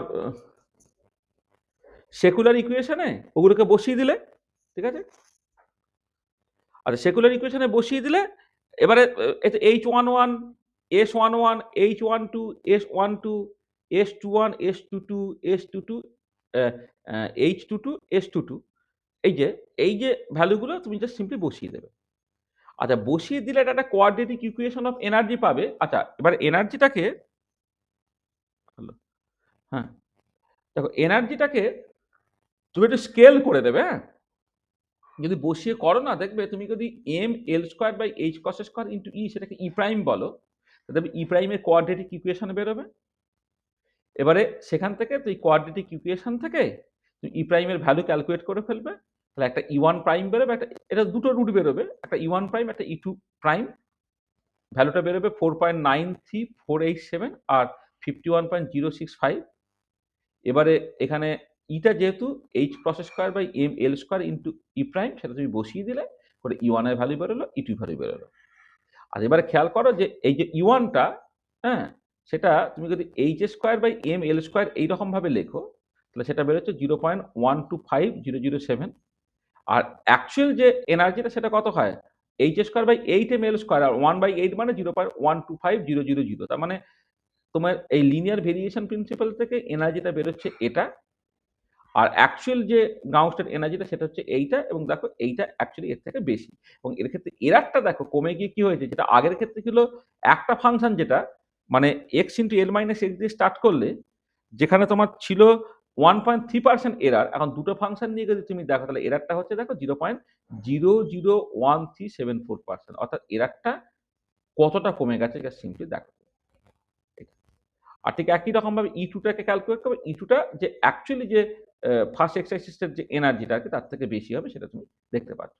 ঠিক আছে, আমি এক্সাইটেড স্টেটগুলো নিয়ে অত বেশি ইন্টারেস্টেড নেই। বেসিক্যালি গাউস স্টেটটার ক্ষেত্রে দেখো যে প্রথম ক্ষেত্রে র্যালের ভেরিয়েশন প্রিন্সিপাল ওবেট হয়েছে, এবং এর জন্য এই যে একটা ফাংশনের বদলে যখন দুটো ফাংশন দিয়ে তুমি মানে করলে তখন দেখো তোমার এরারটা কি এনার্মাসলি কমে গেছে। এটা 1.3% এরার থেকে এরারটা কমে গিয়ে 0.001374% এরার হয়ে গেছে। অর্থাৎ রেজাল্টটা কতটা অ্যাকুরেট বেরিয়ে গেছে। ঠিক আছে, তাহলে এই একটা প্রবলেম তুমি একটু ভালো করে করবে, একটা প্রবলেম করতে গিয়ে এই যে কাজগুলো, এই কাজগুলো আমি উত্তরগুলোকে লিখে দিয়েছি, এই ইন্টিগ্রেশনগুলো তুমি সব করতে পারবে, কিন্তু বেশ লম্বা লম্বা ইন্টিগ্রেশন। এগুলোকে করবে, করে এই যে ডিটারমিনেন্টটাকে তোমার ভাঙতে হবে, এই ডিটারমিনেন্টটা আছে সেটা গুণ করে তোমাকে ভাঙতে হবে, ভাঙলে এরকম একটা সিম্পল এক্সপ্রেশন বেরোবে। হ্যাঁ, সেটাকে সলভ করতে হবে সিদ্ধার্থাচার্যের ফর্মুলা ব্যবহার করে। সিদ্ধার্থাচার্যের ফর্মুলা ব্যবহার করে যদি তুমি এটাকে করো, তাহলে সেই মতো করে তোমার দেখবে এই দুটো এনার্জি কাজ বেরিয়ে যাচ্ছে, এবং তার এরার কত কি হচ্ছে বা র্যালিজ ভেরিয়েশন প্রিন্সিপালটা ওবে করছে কিনা সেটা তুমি দেখে নিতে পারছো। ঠিক আছে, বোঝা গেল? আচ্ছা, এবারে যদি আমি, হ্যালো, শুনতে পাচ্ছ আমার কথা তো? হ্যাঁ স্যার। হ্যাঁ। আচ্ছা, এবারে যদি কেউ দুটোর বদলে তিনটে ফাংশন নেয়, c1 x l minus x, c2 x square l minus x তার square, c3 x l minus x তার কিউব, তাহলে তুমি আরো বেটার রেজাল্ট পাবে। তাহলে যেটা ইম্পর্টেন্ট, যে যদি তুমি না এই এগুলো বলে basis function, phi one phi two phi three, যদি নাম্বার অফ বেসিস ফাংশন যদি তুমি বাড়াও, তাহলে better better and better result পাও। এবারে এই বেটার হতে হতে একটা জায়গায় জিনিসটা স্যাচুরেট করে যায়, অর্থাৎ তখন এই বেসিস ফাংশনের সংখ্যাটা বাড়ানোর পরেও কিন্তু এনার্জিটা আর ইমপ্রুভ হয় না। তো তোমাকে ওই স্যাচুরেশন পর্যন্ত তোমাকে পৌঁছাতে হবে। If you keep on increasing number of functions in the basis set, there will be saturation. মানে একটা থেকে দুটো, দুটো থেকে তিনটে করে বেটার রেজাল্ট পাবে, কিন্তু জাস্ট তুমি ১০০টা থেকে আরো বাড়ালে ২০০, ৩০০, ৪০০ করলে সে বাড়বে সেরকম না। কয়েকটার পরে দেখবে একটা স্যাচুরেশন চলে আসে। This means after certain large finite value of n, energy no longer improves with increase in number of functions in the basis set. Basis সেটে তোমার এটা ওই তখন আর মানে এনার্জিটা আর ইমপ্রুভ তোমার হবে না, তখন তুমি বলবে এটা বেসিস সেট স্যাচুরেট করে গেছে। ঠিক আছে, এইটা এটা খুব ইম্পর্টেন্ট পয়েন্ট। এটা পরে যখন কোয়ান্টাম কেমিস্ট্রি করবে, সেখানে তুমি দেখবে কোন একটা পার্টিকুলার হার্ট্রি-ফক থিওরি বা আরো অন্যরকম যে সমস্ত কনফিগারেশন ইন্টারাকশন বা ফুল সিআই এইসব যখন তুমি করবে, সেখানে ওই বিভিন্ন রকমের বেসিস পাওয়া যায়, এবং বেসিস সেটের যে নাম্বার অফ ফাংশনের সংখ্যা যত বাড়ে, তার মতো করে হচ্ছে তোমার এনার্জিটা তত বেটার হয় আর কি, তত অ্যাকচুয়াল যে এনার্জি তার কাছাকাছি যায়। কিন্তু আবার নাম্বার অফ বেসিস ফাংশন যদি বাড়াও, তাহলে না কম্পিউটেশনাল কস্টলি বাড়ে, অর্থাৎ টাইম বেশি লাগে। তোমাকে একটা অপটিমাইজ করতে হবে, যে তুমি তো ঠিক আছে যত বেশি সংখ্যক বেসিসকে নিয়ে নেবে, দেখা যায় একটা সার্টেন নাম্বারের পরে আর বেসিস সেটের ফাংশনের সংখ্যা বাড়ালেও কিন্তু এনার্জিটা ইমপ্রুভ করছে না, তখন তোমাকে সেখানে গিয়ে থেমে যেতে হবে, আর করে লাভ নেই। কারণ তুমি ইচ্ছা মতো বাড়ালে ওই একটা অসুবিধা, সেটা হচ্ছে এই যে হয়তো রেজাল্টটা খুব বেশি ইমপ্রুভমেন্ট হলো না, কিন্তু তার জন্য টাইম কনজিউমিং হয়ে গেল জিনিসটা অনেকটা। ঠিক আছে, সেখানে কম্পিউটারের যে মেমোরি বা ইত্যাদির উপর নির্ভর করে তোমার বেসিস ফাংশনে তুমি কতগুলো ফাংশন বেসিক্যালি চুজ করবে বা কোন পার্টিকুলার বেসিসটাকে ব্যবহার করবে আর কি, সেটা কিন্তু কোয়ান্টাম কেমিস্ট্রি ক্যালকুলেশনের ক্ষেত্রে খুব ইম্পর্টেন্ট। ঠিক আছে, এইটা। আজ একটা হোমওয়ার্ক দিচ্ছি, তাহলে এই পার্টিকুলার প্রবলেমটা, যেখানে পোটেনশিয়াল এনার্জিটা যদি 0 থেকে L/2 হয়, তাহলে সেটা তোমার মানে এই পোটেনশিয়াল যে শেপটা এরকম, যে 0 থেকে L/2 বক্সের মাঝখান পর্যন্ত এটা V0x এর মাথা, যে x বাড়ার সাথে সাথে কিন্তু বাড়ছে, আর তারপরে L/2 থেকে L পর্যন্ত সেটা হচ্ছে V0 × L-x, আর বাইরে হচ্ছে ইনফিনিটি। তার ক্ষেত্রে যে ট্রায়াল ফাংশনটাকে চুজ করছে, সেটা হচ্ছে c1 √2/L sin π/L × x plus c2 √2/L sin 2π/L × x। অর্থাৎ অ্যাকচুয়ালি যে ধরো পার্টিকুলার ইন এ বক্স প্রবলেমের জন্য যে ওয়েভ ফাংশনগুলো হয়, এটা হচ্ছে গ্রাউন্ড স্টেট ওয়েভ ফাংশন, এটা হচ্ছে ফার্স্ট এক্সট্রাক্টিভ ওয়েভ ফাংশন, তাদের লিনিয়ার কম্বিনেশন হিসেবে তুমি এটাকে নিচ্ছ আর কি। এটা, এটাকে নিয়ে তুমি just apply Rayleigh's variation principle to find the ground state energy. এটা তোমাকে হোমওয়ার্ক হিসেবে দিলাম। আচ্ছা, নেক্সট একটা হোমওয়ার্ক দিচ্ছি, যে consider a quartic linear anharmonic oscillator having potential Vx = lambda x⁴, or lambda is a parameter, construct a variational function with a parameter for the ground state of this system.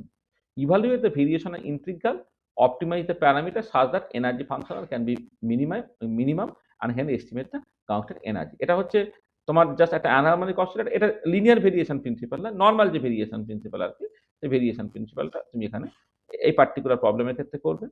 আর একটা particular problem দিচ্ছি, যেখানে potential এনার্জিটা হচ্ছে -√π × Δx, অর্থাৎ একটা attractive delta function আছে। তার জন্য তুমি ট্রায়াল ফাংশনটা তোমায় বলে দিচ্ছি, ট্রায়াল ফাংশন থেকে তুমি জাস্ট এনার্জি ফাংশনটাকে ক্যালকুলেট করো, ক্যালকুলেট করে দেখো যেটা লিনিয়ার র্যালিজ ভেরিয়েশন প্রিন্সিপালটা ওবে করছে কিনা। তাহলে এই 2-3টে প্রবলেম তোমাকে অ্যাডিশনালি দিলাম আর কি। আর এই যে এই পর্যন্ত যদি যারা পার্টিকুলার 5th সেমিস্টার যারা তাদের এই পর্যন্ত করলেই কিন্তু চলবে। হ্যাঁ? আর কিছু করার দরকার নেই। বা লিনিয়ার ভেরিয়েশন প্রিন্সিপালটা অত ডিটেইলে তোমাদের নেয়। লিনিয়ার ভেরিয়েশন প্রিন্সিপালটাকে করে ওই একটা প্রবলেম জাস্ট করা এইটা। আর আমি ওই তোমার আরেকটা প্রবলেম তোমাকে হোমওয়ার্ক হিসেবে দিলাম। তাহলে তুমি ঠিক করে কোর্সটা শিখেছো কিনা সেটা বোঝার জন্য। আর আমার যে র্যালেরিজ ভেরিয়েশন প্রিন্সিপাল ছিল সেখানে আগের দিনে খান পাঁচেক প্রবলেম করা হয়েছে। আরো ২ টা অ্যাডিশনাল প্রবলেম তোমাকে দিয়ে দিলাম। এই প্রবলেমগুলো সব বইয়ে করে দেয়া আছে। তুমি জাস্ট দেখে নিতে পারবে এটা। আচ্ছা। এবারে যারা এমএসসি বা নেট তাদের জন্যে একটুখানি বলছি। সেটা হচ্ছে এই যে মানে ২-৩ টে অ্যাডিশনাল ইনফরমেশন আরকি। তার জন্য তোমাকে একটুখানি সার্চ করে করতে হবে। বলছে that Rayleigh Ritz variational method can be used to update আমাদের বইয়ে সব আছে। কিন্তু আমি জাস্ট ওই অন্যান্য যে আমরা আবার বিভিন্ন বই ফলো করে তো করেছি। যে অরিজিনাল বইয়ে যেখানে আছে আমি দেখেছি আরকি সেরকম বইয়ের রেফারেন্স তোমাকে দিয়ে দেবো। মানে ৩-৪ টে কনসেপ্ট আরকি। Okay the Rayleigh variation method can be used to obtain an upper bound for the energy of an excited state provided that the trial function phi is made orthogonal to all the energy eigenfunctions corresponding to states having a lower energy than the energy level considered. মানে ধরো তুমি এই ith লেভেলটাকে consider করছো। তাহলে Rayleigh variation principal দেখবে যেটা এই যদি এই psi I দিয়ে তুমি যদি এনার্জি ফাংশনালটাকে তৈরি করো সেটা কিন্তু গেটার ইকুয়াল টু এই psi I যে করেসপন্ডিং অ্যাকচুয়াল এনআই তার থেকে বেশি হবে। মানে আমি লিনিয়ার মানে Rayleigh ভেরিয়েশন প্রিন্সিপালটা হচ্ছে গ্রাউন্ড স্টেটের জন্য করছি। যেকোনো এক্সাইটেড স্টেটের জন্য তুমি এটাকে করতে পারবে। কিন্তু সেখানে একটা ইম্পোর্টেন্ট ব্যাপার আছে যে এই কন্ডিশনটা স্যাটিসফাইড হবে তখনই যখন এই psi I টা এর আগে যে স্টেটগুলো আছে psi 1, psi 2, psi 3 ইত্যাদির সঙ্গে অর্থোগোনাল। তাহলে যদি psi টা psi 1, psi 2, psi 3 এদের সঙ্গে অর্থোগোনাল হয় এই যে লেখা আছে দেখো। সরি এই যে ট্রায়াল ফাংশনটা সরি মানে ট্রায়াল ফাংশনটা যদি এর যে আগে যে স্টেটগুলো আছে তার সঙ্গে অর্থোগোনাল হয় অর্থাৎ দেখো phi I psi 1, phi I psi 2, phi I psi I minus 1 ইত্যাদিগুলো 0 মানে অর্থোগোনাল হয়ে গেল। তখন হচ্ছে তুমি যেটা করতে পারবে যে এই দেখো এই তোমার এনার্জি ফাংশনালটা হুম দেখবে তোমার ওই এই যে psi I মানে I এর স্টেটের যে অ্যাকচুয়াল এনার্জি তার থেকে গ্রেটার ইকুয়াল টু হবে। এটাকে প্রুফ করা যায়। এই প্রুফটা হচ্ছে ব্র্যানস্টেন জোয়াচিনের বইয়ে করে দেওয়া আছে। আমাদের বইয়েও আছে। তোমরা এইটা একটুখানি দেখে নেবে।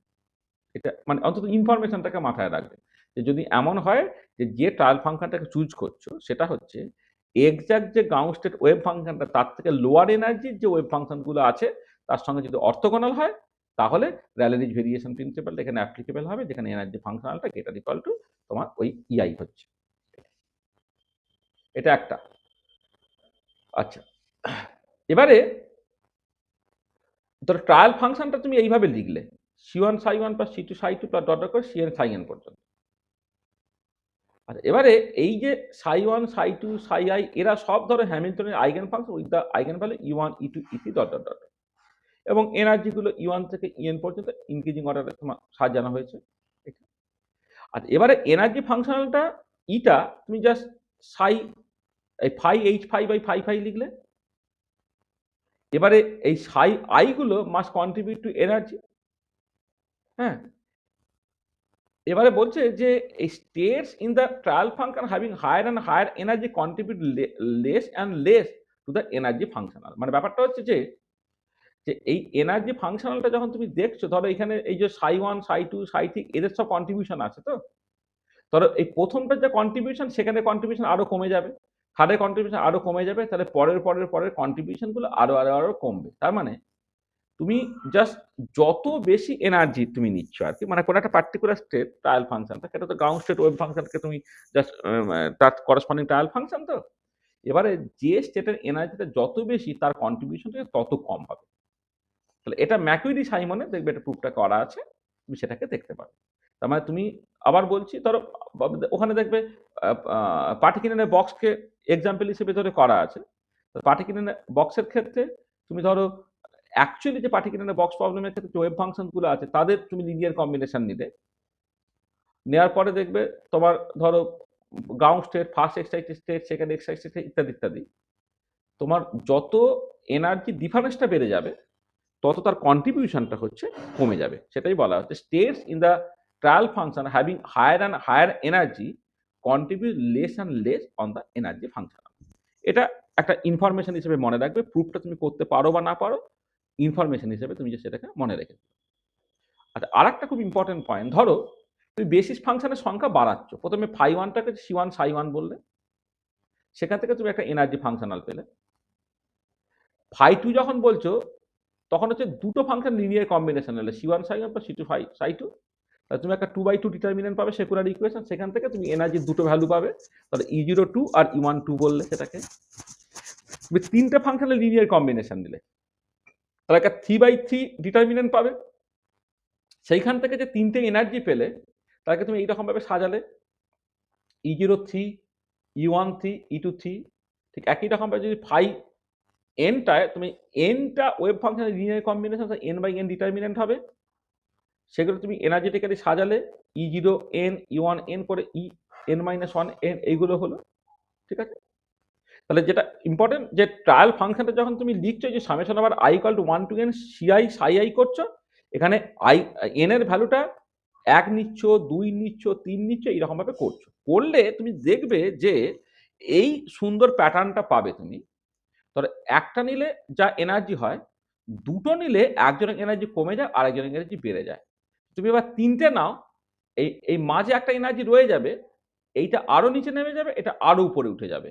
তুমি যদি চারটে নাও তাহলে দেখো এটা আরো নিচে নেমে যাবে, আরো উপরে, মানে এই যে জায়গাগুলো দেখো খেয়াল করে, প্রথমটা এটা নিলে, একটা ফাংশন নিলে, তারপরে হচ্ছে কি দুটো ফাংশন নাও, এর মাঝখান থেকে একজনের এনার্জি কমলো, একজনের এনার্জি বাড়লো।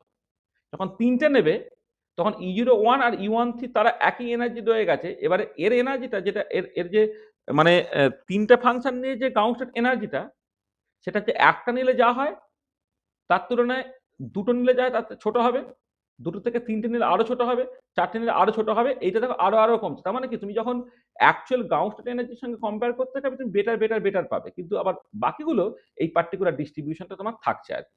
হ্যাঁ, এই পার্টিকুলার ডিস্ট্রিবিউশনটা তোমার কিন্তু থাকবে, ঠিক আছে। তাহলে এই যে ডিস্ট্রিবিউশনটাকে, এটাকে বলা হয় হাইরেরাস-উনদেম থিওরেম। হ্যাঁ, এই একটা ইনফরমেশন তুমি জাস্ট মাথায় রাখো, হ্যাঁ, যেটা ব্র্যান্ডস্টেড জোয়াচিনের বইকে দেখবে তা প্রুফ করা আছে, হ্যাঁ, সেটা তুমি একটু দেখে নিতে পারো, ঠিক আছে। এটা একটা অ্যাডিশনাল ইনফরমেশন।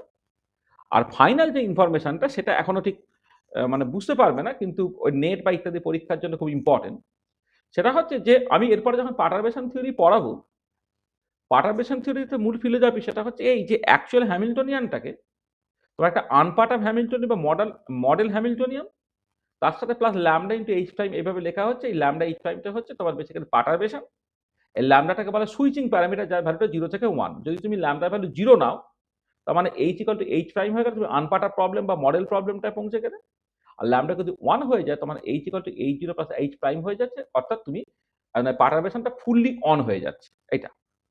আচ্ছা, এবারে ধরো তুমি একটা ট্রায়াল ফাংশন চুজ করলে, ফাইটা হচ্ছে সাই 0 প্লাস ল্যামডা সাই 1 plus lambda square psi 2 plus dot dot dot dot, এইরকম ভাবে তুমি ট্রায়াল ফাংশনটাকে নিচ্ছ। প্রথমটা হচ্ছে আনপার্ট অফ ওয়েভ ফাংশন, সেখানটাকে বলা হয় first order correction to wave function, সেখানটাকে বলা হয় second order correction to wave function, ইত্যাদি ইত্যাদি। আর এনার্জিটাও ঠিক একই রকম ভাবে হয়ে যাবে, এটা আনপার্ট অফ এনার্জি, এটা first order correction to energy, এটা second order correction to energy, এরকম তোমার দাঁড়াবে, ঠিক আছে। এটা পার্টারবেশন থিওরিতে আমি ভালো করে বলবো তোমার, ঠিক আছে। আচ্ছা, এবারে হচ্ছে যে তুমি যদি এই র্যালেডিজ ভেরিয়েশন প্রিন্সিপালটা দেখো, তাহলে ফাইটা greater equal to actual ground state energy, ঠিক আছে। এবার এইচ এর জায়গায় তুমি এইচ জিরো প্লাস এইচ প্রাইমটাকে বসাও, এইচ এর জায়গায় তুমি জাস্ট বসাচ্ছ কি H zero plus H prime বসাচ্ছ, এটা গ্রেটার ইকুয়াল টু ইজি হয়ে গেল। এটা কত হবে, সাই জিরো প্লাস সাই জিরো এইচ প্রাইম সাই zero greater equal two easy. আচ্ছা, এইটা হচ্ছে তোমার অ্যাকচুয়ালি গ্রাউন্ড স্টেট এনার্জিটা, আর এইটা হচ্ছে তোমার মানে এটা হচ্ছে অ্যাকচুয়াল এনার্জিটা, এটা হচ্ছে ফার্স্ট অর্ডার কারেকশন। তাহলে যেটা ইম্পর্টেন্ট যে ট্রায়াল ফাংশন নিয়ে যে E0 প্লাস E1 মানে গ্রাউন্ড স্টেট এবং ফার্স্ট অর্ডার কারেকশন, এই যোগফলটা greater equal to the actual ground state energy. তাহলে এই একটা অ্যাডিশনাল ইনফরমেশন তুমি মাথায়, এটা নেট পরীক্ষায় প্রচুর পড়ে। যেটা হচ্ছে যে তুমি তুমি এই যে সকল এই যে তুমি যদি ট্রায়াল ফাংশনটা এই যে এইখানে তুমি যদি গ্রাউন্ড স্টেট ওয়েভ ফাংশনটাকে দিয়ে তুমি জাস্ট অ্যাকচুয়ালি যে হ্যামিল্টনিয়ানটাকে, এটা H zero plus H prime, সেটা দিয়ে যদি তুমি করো, তো সেটা গ্রেটার ইকুয়াল টু তোমার এইটা হয়ে যাচ্ছে। অর্থাৎ মানে যেটা ইম্পর্টেন্ট যে তোমার ট্রায়াল ফাংশন দিয়ে তুমি আনপার্ট অফ ওয়েভ ফাংশন এবং first order correction, unperturbed of energy এবং ফার্স্ট অর্ডার কারেকশন টু এনার্জিটার যোগফলটা অ্যাকচুয়াল যে গ্রাউন্ড স্টেট এনার্জি তার তুলনায় বেশি হয় আর কি। এইটা নেট পরীক্ষায় একবার দুবার দিয়েছে বলে এটা আমি অ্যাডিশনালি বলে দিলাম। এটা জাস্ট নেট পরীক্ষা যারা দেবে তাদের জন্য আর কি। হ্যাঁ, মানে কমপ্লিটনেসের জন্য বললাম, কিন্তু এখানে একটু বুঝতে একটু অসুবিধা হবে কারণ এখনো পার্টারবেশন থিওরি পড়ানো হয়নি। আমরা এইটাকে এই শেষ পার্টটা আমি আবার আলোচনা করব যখন তোমার ওই যখন পার্টারবেশন থিওরিটাকে পড়িয়ে নেব, সেই পার্টারবেশন থিওরি এবং ভেরিয়েশন প্রিন্সিপাল একসাথে মিশিয়ে ২-৪টে প্রবলেম আছে, সেই প্রবলেমগুলো আমরা আলোচনা করব। তো দেখো তাহলে যেটা পড়ালাম সেই পড়ানোর ক্ষেত্রে আমি যেটা বলি তোমাদেরকে সেটা হচ্ছে যে যারা একদম বিএসসি ইউনিভার্সিটি পরীক্ষা দেবে তাদের জন্যে আমি বারবার বলছি যে এখান থেকে তুমি শুরু করলে লিনিয়ার ভেরিয়েশন প্রিন্সিপাল করে দিয়ে তুমি ওই একটা অ্যাপ্লিকেশনস করলে আর একটা প্রবলেম তোমাকে কমপ্লিটেশনের জন্য করতে দিলাম, আর তার সঙ্গে আরো দুটো প্রবলেম এখানে দিয়েছি যে দুটো প্রবলেম কিন্তু নর্মাল র্যালেজ ভেরিয়েশন প্রিন্সিপাল উপর বেস করে। এখানে তোমাদের গল্প শেষ হয়ে গেল। আচ্ছা, যারা এমএসসি তাদের জন্য আরো ২-৪টে অ্যাডিশনাল ইনফরমেশন আমি দিয়ে দিলাম। সেটা হচ্ছে যে এইখানে এই যে তার রেফারেন্স বইটই আমি বলে দিয়েছি আর কি। হ্যাঁ, তাহলে এই একটা পার্টিকুলার থিওরেমের কথা বললাম, এই একটা থিওরেমের কথা বললাম, এই একটা থিওরেমের কথা বললাম। এই ৩টা তুমি অ্যাডিশনালি করে নেবে। আর নেট পরীক্ষার জন্য আর ভেরিয়েশন এবং পার্টারবেশন থিওরি দুটো মিশিয়ে একটা particular problem E0 plus E1 টা greater equal to actual counted energy হয়। এইটা আমি এখন অ্যাডিশনালি বললাম। এটা নেট পরীক্ষাতে তোমার বেসিক্যালি কাজে লাগবে। ঠিক আছে? তাহলে এই অ্যাপ্রক্সিমেট মেথডস যে লেকচার 2 সেটা আমরা কমপ্লিট করে ফেললাম। হ্যাঁ? তাহলে তোমরা একটুখানি যারা খুব ডিটেইলে পড়তে চাও তাহলে একটুখানি করে দেখবে তোমার। এক সেকেন্ড। সরি। হ্যাঁ, যারা ডিটেইলে পড়তে চাও যে প্রবলেমগুলো বলা হলো আরকি, সেই প্রবলেমগুলো করবে বা যে বইয়ের রেফারেন্সগুলো দেওয়া হলো সেগুলো একটুখানি তোমরা দেখবে। আর না হলে এমনি ইউনিভার্সিটি পরীক্ষার জন্য আমি যতটুকু করেছি ওইটুকু করলেই তোমাদের হয়ে যাবে। তাহলে আজকে আমাদের এখানে শেষ করব। তাহলে নেক্সট ক্লাসে পার্টিকুলারলি নেট পরীক্ষা, গেট পরীক্ষা, নেট বা গেটের জন্য যারা পড়াশোনা করছো বা এমএসসি করে যারা করছো তাদের জন্য মূলত আমরা যেটা করব যে অ্যাপ্রক্সিমেট মেথড লেকচার 3 তে পার্টারবেশন থিওরিটাকে জাস্ট খুব কুইকলি একটুখানি করে দেয়। পার্টারবেশন থিওরি তোমাদের সেকেন্ড অর্ডার পর্যন্ত জাস্ট করতে বলা হয়েছে। এইটা আমরা নেক্সট ক্লাসে শুরু করব। এটা এটা আলাদা করে শুরু করব। End of lecture 2। আর যারা বিএসসি ছেলেরা আছে তাদের জন্য আমি কোভ্যালেন্ট বন্ডিং শুরু করব। ঠিক আছে? আর এমনি যারা নেট বা ইত্যাদি পরীক্ষা দিচ্ছে, নেট বা এমএসসি, তাদের জন্য পার্টারবেশন থিওরিগুলো করে দেওয়ার পরে তারপরে লিনিয়ার ভেরিয়েশন প্রিন্সিপালটাকে কাজে লাগিয়ে হুকেল থিওরি যেটা আমাদের সিলেবাসে আছে, কোভ্যালেন্ট বন্ডিং আমাদের সিলেবাসে আছে, সেগুলোকে করব। মানে অ্যাপ্রক্সিমেট মেথড হিসেবে ধরলে এরপরে পার্টারবেশন থিওরি করা উচিত। ভেরিয়েশন প্রিন্সিপাল হয়ে গেলে এরপর পার্টারবেশন থিওরি করা উচিত। আর আবার ভেরিয়েশন প্রিন্সিপালের অ্যাপ্লিকেশন হিসেবে যদি আমি দেখি তাহলে আমাদের কোভ্যালেন্ট বন্ডিং, তারপরে তোমার হুকেল মলিকুলার অরবিটাল থিওরি, এইগুলো তোমার আলোচিত হবে পরপর করে। ঠিক আছে? তাহলে আমি ওদের ওই 5th সেমিস্টারের পরীক্ষাটা একদম সামনে, মানে আর দিন 10 সময় আছে। ওদের মতো যতটুকু আছে কোভ্যালেন্ট বন্ডিং এর একটুখানি আছে, ওটা আমি একটা বা দুটো ক্লাসে আগে করে দিই। তারপরে হচ্ছে তোমাদের এমএসসি বা নেট পরীক্ষার জন্য, মানে এগুলো একদমই নেট পরীক্ষাতে অ্যাজ ইট ইজ আছে। আমি তো সিলেবাস তো তোমাকে দিয়ে দিয়েছি, তুমি জাস্ট দেখতে পাবে আর কি। যে জিনিসগুলো বিএসসিতে হয়নি আমি ইচ্ছা করে একটু ডিটেলে বলছি। তারপর কোশ্চেন অ্যান্সার যখন আলোচনা করবো দেখবে যেগুলো করিয়েছি এর মধ্যে থেকেই তুমি সবকিছু করতে পারবে আর কি। ঠিক আছে?